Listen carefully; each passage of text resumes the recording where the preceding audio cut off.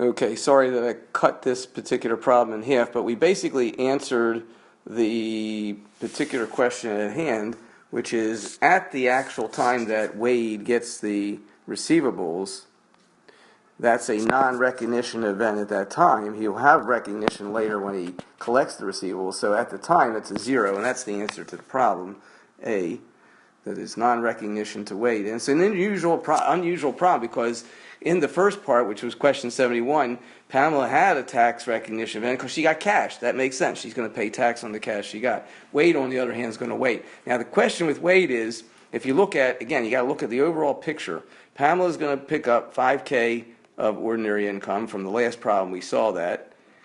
And Wade, we said, is also going to pick up $5K of ordinary income. We saw that because that's where the income comes from. That's why I love this problem because of its transparency. The income comes from that, quote, hot asset of the receivables that hasn't been recognized, and that's 10, which is equal to these two to combine ordinary rates. So everything works out.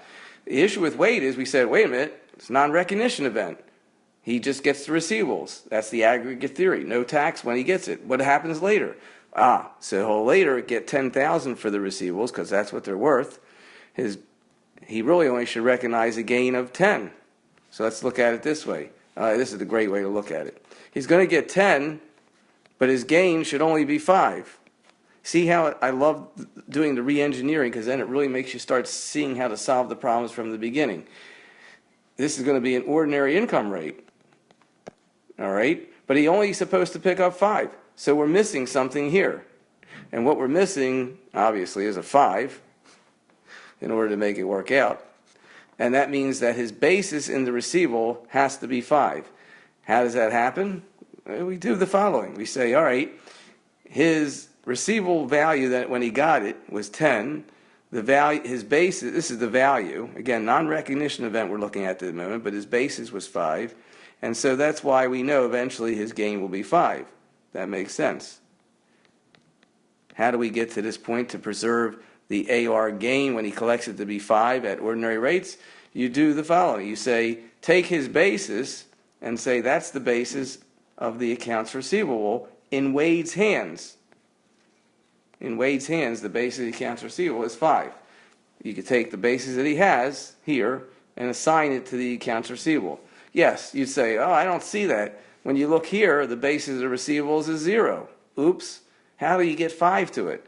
Well, we just sort of explained the logic of it. The logic of it is that Pamela already picked up her gain of 5. That's Pamela.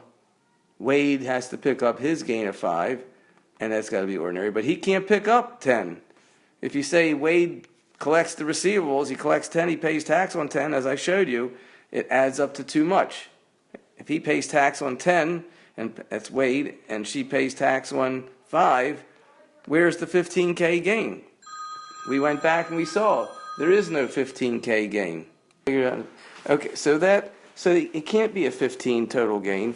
It has to be the 10, and that's why we do the substitute basis. It all becomes very clear that we're allowed to do that with Wade, give him substitute basis in the AR here. That's where we did it right there, in order that his gain ultimately, when he collects the receivables, will be 5. Okay, that's pretty much wraps that up, and I'll look forward to answering any questions that you might send by email or however on Sunday. And I'll also see if I can't do any more today, but I'll see if there's any more problems like this in the test bank where you need some information to understand how the problem works.